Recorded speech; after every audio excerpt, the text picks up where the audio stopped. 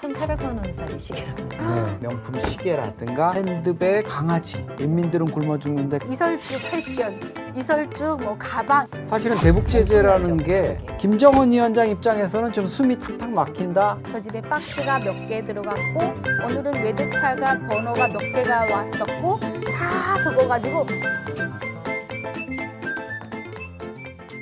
북한은 지금에서 못다한 이야기를 담았습니다. 팩트를 기반으로 북한을 정밀하게 들여다보는 시간. 어서 와요 북한 통. 네, 오늘도 정확한 소식만을 전해줄 북한통들과 함께합니다.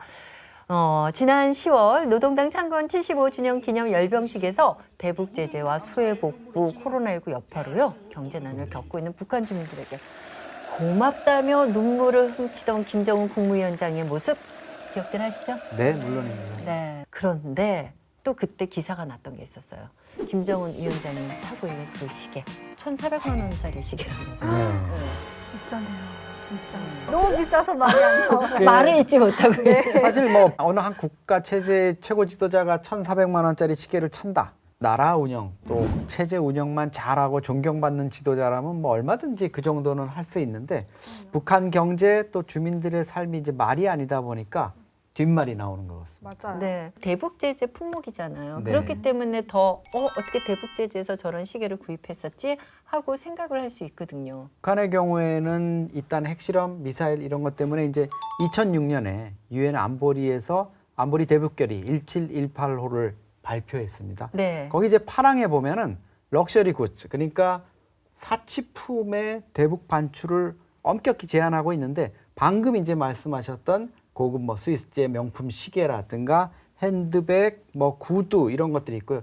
또 와인하고 위스키 네. 이런 것들이 포함이 됩니다. 그리고 심지어는 강아지, 애완견 또 애완견과 관련한 용품들 있지 않습니까? 예. 그거를 수입해 가는 거. 북한 체제의 실상이 워낙 문제가 되다 보니까 이 판국에 인민들은 굶어 죽는데 강아지 뭐 이런 걸 호화롭게 수입하냐 이런 비판까지도 나오고 있죠. 뭐 현성월이 우리나라에 왔을 때도 이제 모피를 걸치고 왔는데 네. 부의 상징이라고 할 수 있겠나요? 그럼요. 북한 여성들이 가장 로망하는 그런 이제 모피, 뭐 폭스터를 이렇게 이렇게 두껍게 해서 뭐 명품백을 들고 우리나라에 오기도 했었죠. 이거는 김정은과 이설주 유명 인사들이 입는 옷과 액세서리, 가방 이런 것들이 엄청 유행을 많이 끌고 있습니다. 명품 가방 그것도 이슈가 되지 않았나요? 특히 이설주가 들었던 D자로 들어가는 요 조그만 귀여운 그런 네, 가방도 있었고요. 뭐 이렇게 옆으로 하는 핸드백도 있었는데요. 그런 디자인들이 북한에서 많이 유행이 됐는데 또 옆에 중국이라는 나라가 있다 보니까 중국에서 또 대량으로 뭐 국경에서 지방에서 저런 백 좀 만들어 달라 하면 대량 주문해서 들어옵니다. 그러면 시장에 일명 짝퉁? 그럼요. 이미테이션 들어와서 시장에서 그 비슷한 것들이 많이 팔리고 너도 나도 이제 들고 뭐 이설주 패션, 이설주 뭐 가방 이렇게 해서 많이 이제 들고 다니기도 하죠. 아니 근데 우리가 생각했을 때 그 사치품이라는 거는 일명 그 짝퉁은 아니거든요. 진짜를 들었을 텐데 그 진짜도 구입하는 경우가 많이 있나요? 해외에 나가서 활동하는 사람들이나 국내에 정말 돈주가 있어서 뭐 자기 와이프에게 선물하고 싶다라고 하면 이제 중국은 하도 이제 짝퉁이 많다 보니까 일본을 통해서 수입을 해서 들여오더라고요. 그래서 그런 경우는 가끔 보기도 했었습니다. 그렇군요. 또 북한에서도 이 남성들의 차량에 대한 네. 그 애호가라고 할 수가 있겠죠. 메르세데스 벤츠 S600 풀만 가드 이것도 어마어마한 가격이라고 알고 있습니다. 그리고 또 수해복구 때 갔을 때 탔던 일제 브랜드 SUV 차량. 네.